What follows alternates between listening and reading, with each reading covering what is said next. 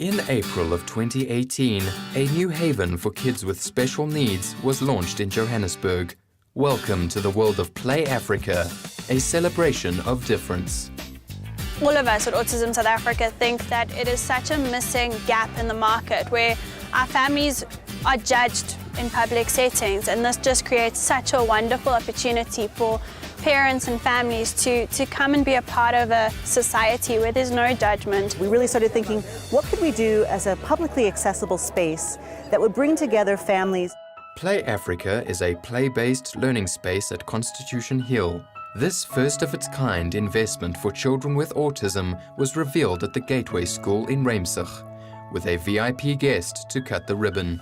We are so grateful to be here at Gauteng Department of Education's Autism Conference, and to be, having the ribbon cut by MEC Panyaza Lesufi was a tremendous honor for us, and really is a testimony to the kind of contribution they've made in this process.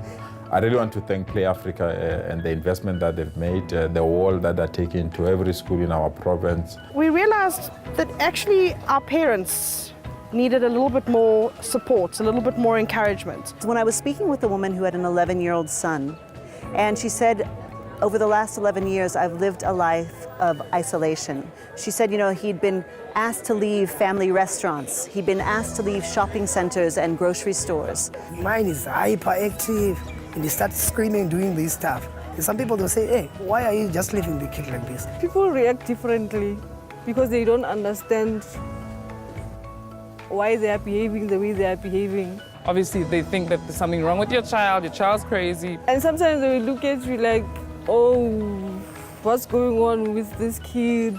And so the inclusion of families that have a sensory need really ties into that, because a lot of the families in the city don't have a space where they can go.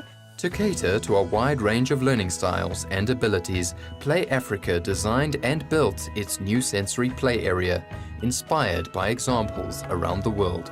He plays with toys differently. So if he sees kids that are interested in playing with toys the way he does, it's something different, something really nice. We encourage children to learn through play, and we don't only focus on children, but we also focus on the parents as well. We are building a children's museum, which is a space where children and families can come and play together, and it's a curated space. We've decided to use sensory materials like feathers. The children will, feel different kinds of materials underneath their hands as opposed to just a normal plastic.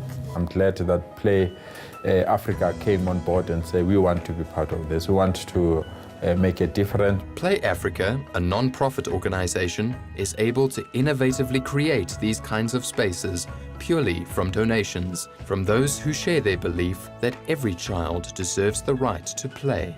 Our real hope is that we're going to be seeing families from Soweto, families from Sandton, from Alexandra, from Houghton, from Diepsloot to Dainfern, all together in the shared environment on these special family days where they can just have fun together and have some nice quality time, where the parents can sit down and watch their child play in a safe environment that we call a judgment-free zone. We really need to thank our donor, RMB. We're just really so thrilled to kind of share a vision with RMB in terms of how we can think creatively and innovate to create greater opportunity for children with disabilities in our society.